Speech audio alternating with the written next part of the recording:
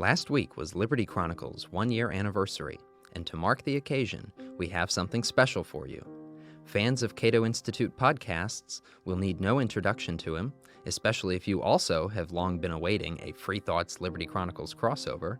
But for everyone else, here goes. Trevor Burrus is a research fellow at the Cato Institute's Robert A. Levy Center for Constitutional Studies. He has written for a wide array of the country's top law reviews and newspapers.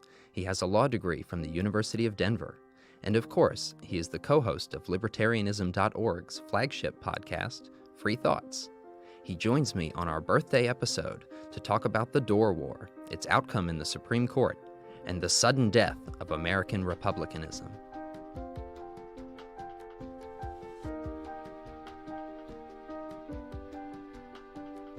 Welcome to Liberty Chronicles, a project of Libertarianism.org.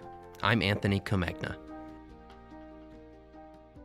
At this point in my career, I'm very well used to it when nobody's ever heard of the thing, whatever it is that I'm researching. I was very familiar with going to the library and checking out a book that nobody had checked out for 40 years. And I was delighted to hear it then when I asked you for an interview on the Dorr War and its Supreme Court case, Luther v. Borden, and you said it was one of your favorite cases. So I was shocked at that and delighted to hear it. So I absolutely wanted to have you on to talk about it. So why is this one of your favorite cases, and how did you come about discovering it? It's a case that you do read in law school. You read it for what's called the political question doctrine, which is something that you learn when you take constitutional law. It's usually the first one you read, but you'll read it excerpted. It will say this sort of thing happened, and then you get to the heart of the matter, and that's all you get. But when I read the summary of that there was a coup in Rhode Island, I said, this is really bizarre. And so I went and looked into it more and just found the entire question itself interesting.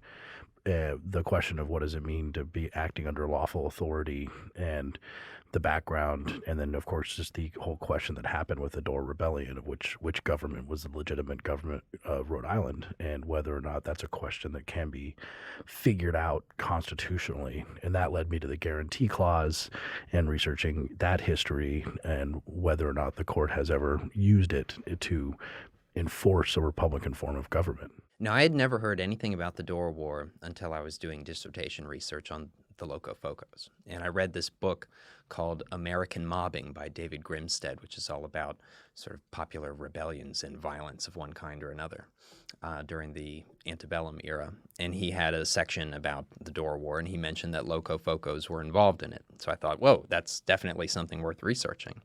I'd never heard about this before at any point. I was, 6 years into researching this subject, going back to undergrad, and it was crazy to me that this had never come up before. And I'm really interested to know, how much time did you spend actually talking about it in class in law school, and what was that discussion like? I don't think the term Dorr War or Dorr Rebellion even came up in the discussion of it in class. It's the legal principle in Luther v. Borden that you're trying to go for. Law school is not a history class, unfortunately, and you have to find that yourself if you want to find how this case came about and what sort of situations made it arise. You kind of have to look for that yourself. Most people are there just to figure out what the rule is and then move on to the next case.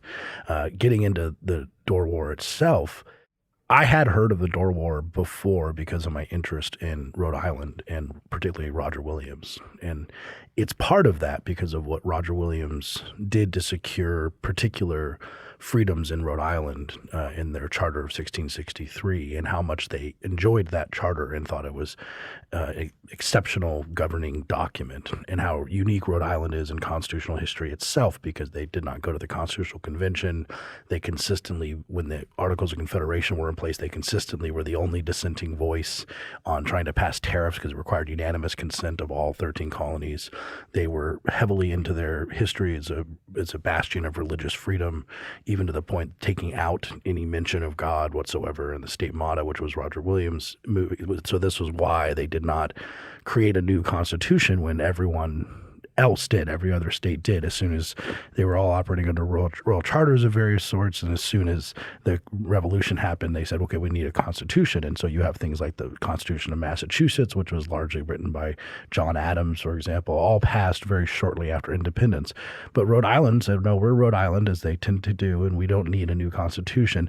So in my reading about Roger Williams and the history of Constitution in Rhode Island, I found it to be very interesting that they didn't adopt a different governing document when everyone else did, and that eventually led to the Dorr War.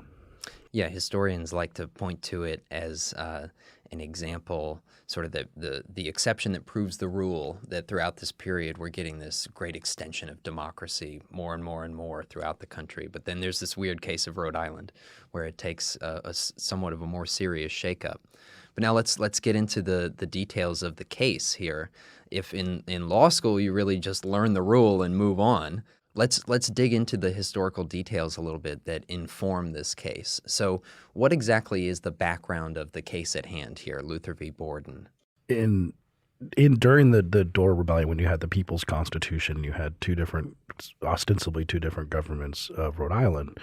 Some people who participated in it, there were people who were voted into the assembly, the second assembly of the People's Constitution. There are people who took ballots and did voting and helped create the new Constitution. And so the plaintiff in this case was Martin Luther, and he had worked with the government. And after the Dorr Rebellion was subsided, and there was a lot of anger on behalf of Rhode Islanders, particularly when they were just sort of arresting people randomly and jailing people sometimes for quite a long time. They were told that anyone who participated in this rogue government was someone who was going to be arrested. And so Borden, whose name is Luther Borden, was a member of some sort of military group. I'm pretty sure it was some sort of militia group, and went into Martin Luther's house, threatened his mother, pulled a servant out from under a bed, and Martin Luther wasn't there, and eventually was found, and he later brought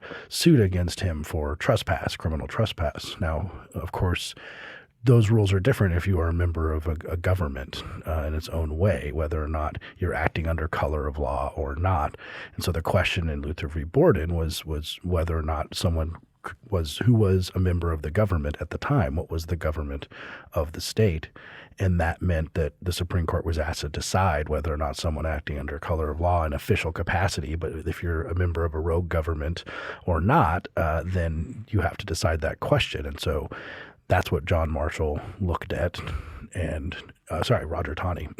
That's what Roger Taney looked at and decided that he wasn't going to make that decision. It was quite a few years after the Dorr Rebellion had subsided. Actually, it seems that Thomas Dorr, when he was in prison for about a year after he returned to Rhode Island, was helping direct the case because he was a lawyer who was helping direct the case from prison, which is kind of odd because he was in solitary confinement and was supposed to have no writing materials and no communication with the outside world, but somehow he was able to contribute his legal reasoning to the case, and he was very interested in it. Of course, it was argued in 1848 and decided in 1849, and what the Supreme Court decided was essentially, we can't decide this question because it's not something that courts are good at doing, deciding which was the real government of Rhode Island. Yeah, and for listeners who are wondering, well, what happened to Thomas Wilson Dorr after the Dorr Rebellion? We left the story off at the Clambakes for now. He stayed in exile through the year 1842, and he returned to Rhode Island only after the landholders passed a new constitution that did reform the landholding requirement. And gave African Americans the vote. Right, in another one of the grand bargains here to cut out the suffragist support. Naturally, then, he was arrested, and as Trevor said, he was tried for treason against the state, and he was put in prison for some time. And fortunately for him, the whole way through, there were suffrage women activists forming various Dorr liberation societies throughout New England, trying to get him removed from prison, trying to get his case revisited, trying to get other test cases to the Supreme Court. And he was released from prison in 1845, but he was sort of a broken man from then on, physically, and sort of his radicalism was very much stunted. And he lived for about another decade in relative obscurity. He did pop up to some national prominence again during the Pierce campaign in 1852, but that was about it. He lived in a house that still stands in Providence that was his parents' house. And interestingly, his parents were on the other side of the Dorr War when they approached the armory in the sort of fizzled cannons incident. His brother and father were inside the armory, arming themselves as members of the other Rhode Island government. Yeah. Great. This is just full of great stories, this whole affair. Now let's look at the rest of the cast of characters here. Chief Justice Taney decides the majority opinion, and Levi Woodbury is the sole dissenter. Can you tell us a bit about their backgrounds? Chief Justice Taney succeeded Chief Justice John Marshall to the court. Of course, he's most famous probably for writing the Dred Scott decision. He was from Maryland, a very pro-slavery guy. He didn't invent the political question doctrine, as we call it, from whole cloth in the case of Luther v. Borden. It's the first one generally you read in law school, but Chief Justice Marshall had decided some cases before wherein it might have involved him trying to decide, for example, whether some pieces of land were part of Spain or France after the Louisiana Purchase or different lines of sovereign control. And in those cases, Chief Justice Marshall had said, this is not for the court to decide the lines of sovereignty. That in that view that Chief Justice Marshall had was, first the government is created, they define their territory, and then the judiciary comes after it. And it doesn't have a business in sort of undercutting redefining the limits of the governments beforehand. So that's where Luther v. Borden sits in. Levi Woodbury was very well known in the 19th century. He had been members of 3 administrations. He was Treasury Secretary under Jackson and Van Buren. He was a Jacksonian, and you could call the Dorr Rebellion Jacksonian in some sense, and I think that's probably why he voted on the other side. Now, we can't read too much into that dissenting vote because generally in the 19th century, dissenting justices did not write opinions. It was just recorded that they dissented from the vote, and he might have just been dissenting that he thought the court could decide the question. That was the holding of the case, that the court was able to figure out which one was the real government of Rhode Island. Maybe after that he would have decided that the Dorr government was not the real government of Rhode Island, for example. So we can't really read whether or not his Jacksonian sympathies really informed that vote, but we might be able to infer it to some degree.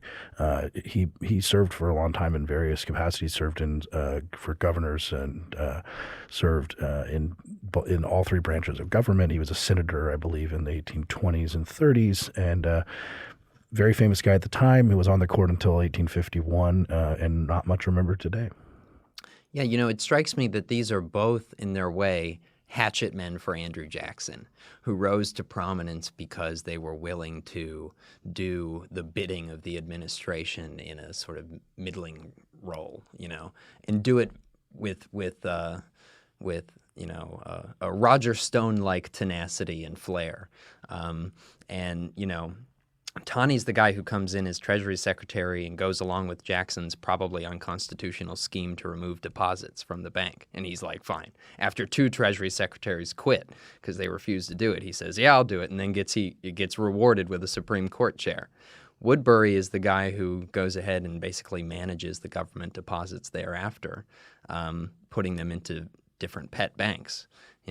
It's interesting that the Jacksonians have sharp limitations to their radicalism. And I wonder if you could kind of infer for us how much is Taney's position as a slaveholder versus Woodbury's position as basically a Northern Locofoco radical, from New Hampshire, and he very much reflects their politics, though he is willing to compromise with the South. Taney seems very much informed by his slaveholding. Oh, absolutely. Taney should not be held up as a great Supreme Court justice. Obviously, in the Dred Scott case, he went even above and beyond the decision of the case to make comments on the nature of African Americans and how he believed about slaveholding. Again, it's hard to infer, and as a lawyer, this may seem like a cheat in its own way. I'm always admonishing other people, though, to not infer too much from a Supreme Court vote of the time, because the question was decided in a specific way. That he was dissenting, Woodbury was dissenting, and I said Taney's opinion is not radical within the Supreme Court jurisprudence of the time, and it wouldn't be. It's still that rule in that case is still true from current Supreme Court precedent. The guarantee clause is not justiciable, and that's the first case that held it. But I think that the fact that it's persisted doesn't mean you have to be a slaveholder or hold particular views the time to think that it's not justiciable. And Woodbury again could have been just dissenting because he thought it was justiciable, but he might have at the end of the day decided that the Dorr government was illegitimate. I doubt he would have because of his politics. And there was definitely a good argument. I think that the Dorr government was legitimate. And that's what Dorr, of course, said at his trial. He said, if you vote against me, you might as well vote against the rebels of 1776 who invoked the people and the power of the people to change their government without asking the government that's in place to let them do it. And that's, I think, one reason why he was rehabilitated in the minds of Rhode Islanders after he got out of prison, and then actually legally rehabilitated by the General Assembly of Rhode Island, sort of washing away his felony conviction, because that's a hard argument to match, that yes, that he did the same thing that the Declaration of Independence did and then the Constitution, but the current government and the people who held power there, especially the landholders with the $134 requirement, didn't like it, and that's the kind of revolts that America was built on. But in Woodbury's dissent, he says that he basically agrees with Taney. This is not a matter for the courts, but the charter government overstepped in their declaration of martial law because there was no real threat. There was no state of war in Rhode Island, and peace was not disturbed in any way until they declared martial law and made all these people criminals. And it's only then that Dorr, thinking he has the support of thousands of New Yorkers and that he's going to get a coalition in Washington together, that's when he goes ahead and tries to start seizing state property and, making his stamp as the legitimate government.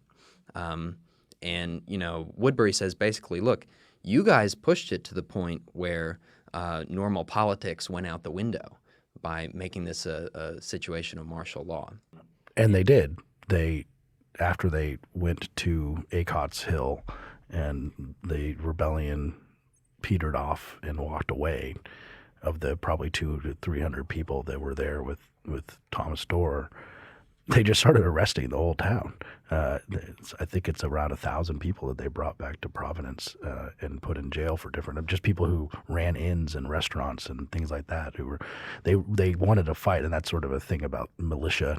When you get a bunch of men together and you get them all amped up to maybe shoot some guns at people, and then they're not allowed to. They may look for other people to raid. There's one instance in that where a soldier shoots through a keyhole into an inn when they're trying to raid it, and all of that was uncalled for, and an interesting, I guess, reaction to Dorr and his original militancy, I guess, with the cannons and around the armory and those things. But it was definitely an overreaction. So, and you mentioned before the guarantee clause factors in here too. Could you tell us first what the guarantee clause is, and then you take us through how people actually apply that to this case, and what is the outcome with the guarantee clause because of Luther v. Borden? The guarantee clause is part of the Constitution that says that the federal government shall guarantee a Republican form of government in the states. Also in that clause, it says that they'll protect states from domestic violence and invasion. In the question of what does that mean and what does that mean you get from the federal government, what obligations does that put on the federal government is one question. The other one is, what is a Republican form of government? That's a difficult question by itself. There's a few cases that deal with this. There's another case from the teens where it asks the question of whether or not the referendum process is a violation of the Republican form of government. And the court in that one said said, again, it's not in its own way. But the states have a lot of autonomy to decide how they're going to do things. Because the clause is so weird and vague, does it have to be representatives? Can you have majority rule? Seems to be at least part of this. I mean, I would say autocracy, military dictatorship would probably not be a Republican form of government. But when the court has been asked to decide these things, it generally says a few things. It says that there are no judicial standards to really decide this. And the other thing that they say is that this is committed to other branches of government, namely Congress or the executive, to decide this question. And they do this in a few instances where they sort of punt on the issue. And it's a little bit out of two things, I would say. One is a true concern for the lack of meaningful standards that judges can employ to figure out the answers to these questions. The other one is a respect for other branches of government. The Supreme Court is always concerned that it's going to overstep and do something Congress is supposed to do or the president is supposed to do, and since they're all co-equal branches of government, the Supreme Court shouldn't be doing that. I guess there's a third consideration too, which is the possible unenforceability of its own decisions. So if the Supreme Court were to decide, for example, that one government was the real government of Rhode Island or another, the next question is how does it actually enforce that decision? Something that the Supreme Court is always concerned with. The Supreme Court does not have an army. It has to ask anyone else to enforce its decisions. We saw that, for example, after Brown v. Board of Education. And so they do not want to make a decision about fundamentally political questions like what is a Republican form of government that they may be ignored by people in the future, which would undercut the legitimacy of the Supreme Court. And so that still stands today, that if you asked the Supreme Court to decide these questions, or any court, they're generally going to dismiss the case. It has recently come up in a case that came out of Colorado, for example, and this one changed a little bit, and it's still ongoing. Colorado has a thing called the Taxpayer Bill of Rights, which requires tax increases to go through a referendum process. And after there was a fail to pass a substantial tax increase for education funding, a suit was brought that said that the Tabor Amendment itself violates the Republican form of government clause, the guarantee clause, because what that means in their interpretation were that taxes and questions about tax need to go through representatives who talk about whether or not to raise taxes, and putting tax raises through the popular vote is not Republican form of government. Now, that's a good example of it's sort of a strange argument. But if you opened up the Republican form of government question, the kind of things that would be brought to the court based on momentary political dissatisfaction. This case was brought by teachers' unions, funded by teachers' unions upset with the education funding. So at this point, they don't like Tabor, but at another time maybe they would like it in a different way. So that's the kind of question the courts generally do not want to get involved in adjudicating between. So the Dorrites were arguing, and the Dorrites and their broad allies across the country were arguing that because pretty much everybody agreed the citizens in this republic were white males, at least 50% of them should be able to vote. And because the state charter forbade that, or precluded it is probably more accurate, this was not a republic anymore. And they went back to sort of the time-tested methods of the revolution to form their own spontaneous convention and legal documents to accompany it. And they submitted it to a vote. They got most of the people, even most of the landholders, to support it. Doesn't that sound pretty simple? It does. I think that the Dorr government was legitimate. I mean, Thomas Dorr is sort of a personal hero of mine in that way, is they're so persistent too. But I think that it'd be hard to argue on that if there's an example of something that may not be a Republican form of government, it could be that. That does not answer, though, the question of whether or not the Supreme Court should be deciding that question. If, let's say, they didn't get that case after the rebellion had worked itself out. Let's say they got that case in 1842 or 1843, and they were asked to adjudicate this dispute while the two governments were active. Again, you have this problem of if they decided that the Dorr government was the real government, then how does that resolve itself? Yeah. Would they be contributing to a civil war in Rhode Island for those who supported the Rhode Island Constitution? And that's why they step back in those situations. And that's prudence. There are ways for these things to resolve themselves. It did resolve itself, and it did in an effective manner, I would say. Even though the Dorr government, I think, was legitimate under any theory of legitimacy, the complaints about suffrage and representation were eventually heard, and the Constitution was adopted after that to broaden it out.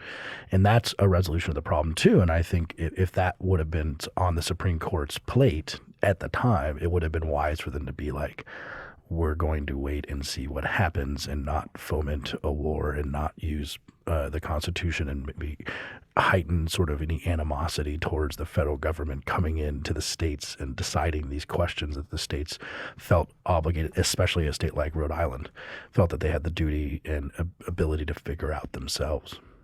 Now, but at least two historians writing in the 60s and 70s, Marvin Gettleman, who thanks Murray Rothbard in his introduction, by the way. They were both at Brooklyn Polytechnic at the same time. So that's an interesting link. Gettleman and George Dennison they argued that Luther v. Borden was the moment when might made right in America for real and for all time, that people basically embraced the idea that you had to have enough power concentrated under your control in order to be the legitimate authority in a particular area. For them, this is almost the moment when American exceptionalism ground to a harsh and immediate halt. And we became just like the old governments of Europe, based on some concentrated existing authority, not the sovereignty of the people. That's an interesting argument, and the problem is that power would still matter if the federal government were going to be the one to be the bigger power and enforce one way or the other. At some point, power matters, and for something like the Supreme Court, if you're going to call out the state militia to resist the federal government trying to impose something upon you, and then the federal government's going to bring a bigger stick to that fight to resolve that issue, you still have this question of who actually rules a territory. And I think that often the one with the biggest guns do rule the territory. There have been other complaints about the guarantee clause, and this will put it into more understanding the difficulty of enforcing something like this. After the Civil War and during Reconstruction and even up through the Jim Crow era, there was some people who have said that the court should have been there, people should have been willing to enforce the guarantee clause against southern states that had disenfranchised majorities of their population in the form of African American voting oppression after the war, and that when you had a minority of people controlling the government, then they should have come and said, the Supreme Court should have said this violates the Republican form of government clause. But again, imagine what that meant. If you said, okay, southern states, or maybe they just fought a war, okay, southern states, you can't do this anymore, and we're going to enforce this with an army, which of course they decided they didn't want to do anymore after 1876 and the end of Reconstruction, the limited attention and desire of the federal government to use force to force non-compliant states into obeying the Supreme Court rules. There's a lot of times you can imagine that it seemed very clear that this was not a Republican form of government, but that doesn't answer the entire question. And I think to the Dorrites, basically, they would have said that ultimate responsibility rests with the people. Who else, right? So they chastised John Tyler for getting involved and committing federal troops, if need be, to quash a rebellion, right? They said he took sides, even just by promising to do that and not even actually sending troops. He took sides, and that stunted the rebellion in its tracks to some degree, at least. He did visit Rhode Island, actually. Right. Advisors, Advisors, right? Yes. Yeah. He visited and everyone sort of came out, and of course he had achieved the presidency via the death of William Henry Harrison, and so everyone came out and sort of saw him. And there's one journal entry from a citizen at the time, which is basically, that's John Tyler. What a weak presence, and I guess that's the president of the United States, and he didn't seem to impress anyone. It's funny, the Dorrites talk about him as though he's very much like Donald Trump. They say he just goes with whoever talked to him last and says the most convincing thing with the most praise for him attached onto it, and that's what he goes with. But the Tyler administration said that Dorrism was a vast abolition plot because the principles unleashed by Dorrism would give liberty to the slave, and it would make a place like South Carolina a black republic. And we can't have that. Oh, my God. We cannot have that. Even from John Tyler in Virginia, it would mean like 4 states turn into black republics, which for a good 20 years in Reconstruction, they were, at least maybe not 20 years, but say 10 or 15 while the armies were there. These were black republics. Can you talk a bit about maybe what has happened to this principle of spontaneous revolution at the will of the people, actually putting in place a government that they want when they want it without consulting existing authorities? Does that idea really exist in any political pockets today? I think it's worth putting in. You think of the Dorr Rebellion, and so this is 1840s, but for them, the revolution and the Declaration was very recent history, and it was still part of the ethos of that era. And what the American Revolution had done, what they had done with the Declaration of Independence, was incredibly radical, as I think everyone is well aware. And then there was a sort of fervent there was a view that this was a legitimate thing to do, and popular uprising much more common at that time than it would be after. After, I would say, into the 20th century, you don't see such things except for in extremely marginal groups, radical groups, whether it's something like the communists or Marxists wanting to overturn, or some of the uprising of the 60s. Marvin Gettleman and Murray Rothbard at Brooklyn Polytechnic. Exactly. and the question of where did it go? I think that not being part of a generation that recently saw this, or knowing, if you knew your parents in 1840s, they could tell you about the Revolution times and the Constitution and when the people got up and did something about it. And that's very, very important generational lessons that you could have learned at that time. Now, no one remembers that. No one can tell you the story of how the people got up and did this.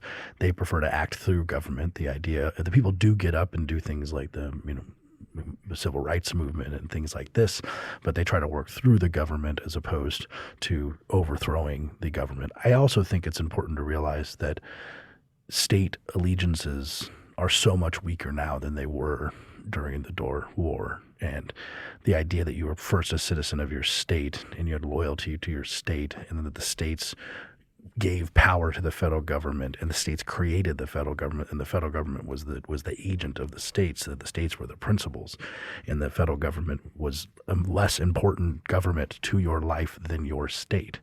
That has been supplanted because the federal government is now in almost every way more important than your state government, both in terms of our attitudes about the states that we're from, and just realistically speaking, we don't really think of the federal government as the agent to the principles of the states, even though that's still constitutionally true in America. Now the federal government spends much more time extorting the states to enact policies that it wants by holding tax revenue or withholding different things if the states don't behave in certain ways. So when they think about the government, they're thinking about the federal government, and then the idea of overthrowing the federal government via a popular revolt or getting together and having the people do it again seems very, very difficult. And of course, the question of whether or not you'd have to ask the federal government for permission to hold a constitutional convention and things like this that they did, as for example in the Articles of Confederation, they asked the Articles, they said to call a convention to rewrite a constitution, and then they broke that rule and recreated a new government. I don't think any of that stuff could happen now, and I don't think people really think it would be a likely thing to do or to ask the federal government to do. So in those contexts, it just does not seem possible, and it's probably correct. It would be very hard to have a popular revolt against the federal government. What about some new contexts, though? The immediate future. I'm thinking about technologies like the blockchain, distributed ledger of Bitcoin, things that I don't know much about, but I understand that there are very radical implications for how this technology could be used to do things like accurately record a popular vote of everybody in the country on a particular referendum. And so you could have a very easily accessible democracy in the Athenian sense, but without slaves walking around. Could Dorrism win out if we just stopped going to authorities to organize things in our life? I think new technologies will present questions and ways of being that we're only beginning to scratch the surface of. And we will have a question that we'll be asking ourselves for the next many decades, which is, how does centralized government jibe with decentralized people, especially when decentralized people can be empowered by technologies such as the blockchain or just the internet in general and the ability to communicate, while the government seems to be monolithic, not very versatile, not able to change quickly when new technologies come on. And that makes people start asking questions about what government is good for. And those questions are going to be asked in earnest, I think, for the next decades.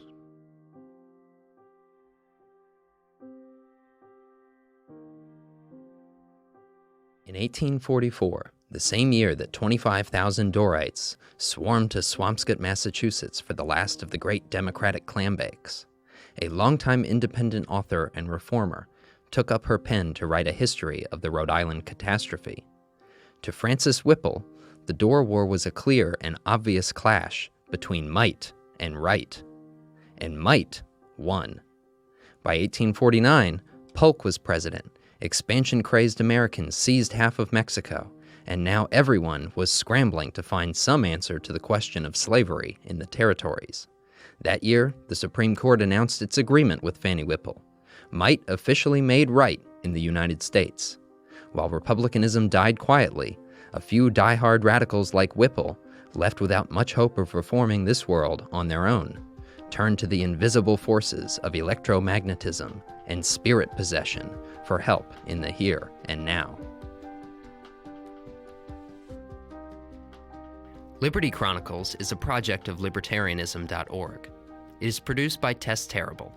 If you've enjoyed this episode of Liberty Chronicles, please rate, review, and subscribe to us on iTunes.